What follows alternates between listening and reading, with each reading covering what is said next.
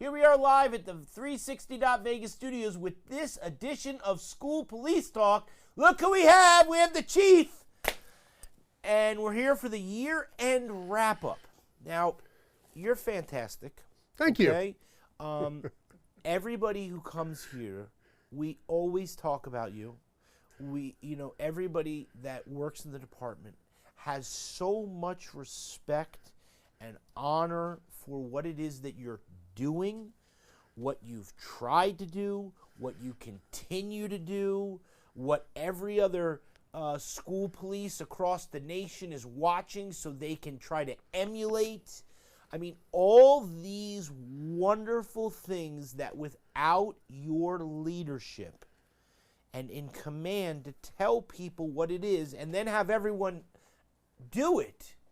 And so talk to us about what your plans are for this coming year, of what you can share, you know what I'm saying? Yeah. Of the things that you'd sort of like to accomplish this year. Well, it's important to talk about what happened last year. Tell me. Too. So this year we started with 8. So we grew our social worker, our police social workers from 6 to 8 this year. Mm-hmm. I think we ended up with around 1,200 incidents or cases that they worked this entire school year. And that's a lot. It grew from, I think you had Lori on here talking about where we started at with 200 one year, just herself, then 600, and now we've doubled that. So who knows what it's going to look like next year. So talk to us about the past. Sorry, I didn't mean to jump ahead. I just get so excited. Yeah, no worries. And I have it's just, I can't, I see them and I talk to them when they meet, and they just had a barbecue. They set up a barbecue for our department, and there was over 100 people that showed up and at a park the other day. And it's just the things that they do for us as a department is beyond what I thought or could dream of when we started this whole program. And just hearing the stories about how they're involved in this and that.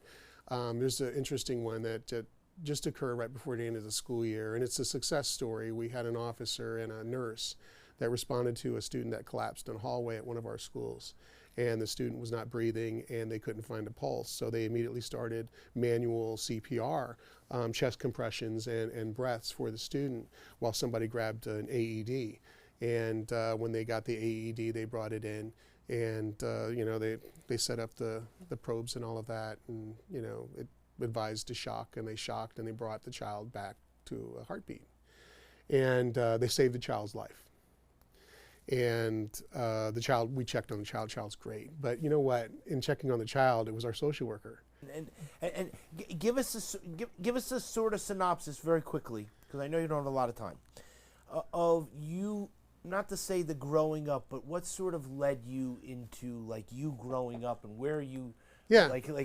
Because people are always interested because they never hear that about you. And so they always ask me, they're like, where did he grow up that he learned all this? And I go, well, I'm going to get him on there. So I was in the middle of nowhere. Yes. And I went to high school in Eureka High School. I lived in Duckwater, and Duckwater is about 52 miles away. And you know exactly how many miles the nearest town is because there's absolutely nothing in between you and that town. And what's funny is there's a 23-mile dirt road that in between that, and it's right from the reservation until you hit the pavement. That's Eureka County, and obviously Ely is 72 miles away, and that's all paved road, but it's quicker to get to Eureka. So when I was in high school, I started as a freshman, and I was turning 16, and Lorinda, my cousin, she didn't want to drive the bus anymore. And what happened was Lorinda would go around and pick everybody up in the morning in this 12-seater Dodge van, and we'd all get in, and we'd be in this van for about an hour while Lorinda was driving us to school over this dirt road in the middle of nowhere, up mountains, down to Eureka, and drop us off, and we'd all go to school together, including her. And I drive everybody home, and I drop them all off at their houses on the reservation, and I go home and I park the car there. Yeah, it just kind of taught me that whatever comes up, there's always a way to get through whatever you're going to be confronted with, and there's always a way around it. Chief, thanks a lot. Thank you. We'll face right here. We'll say goodbye. Okay. See you later. See ya.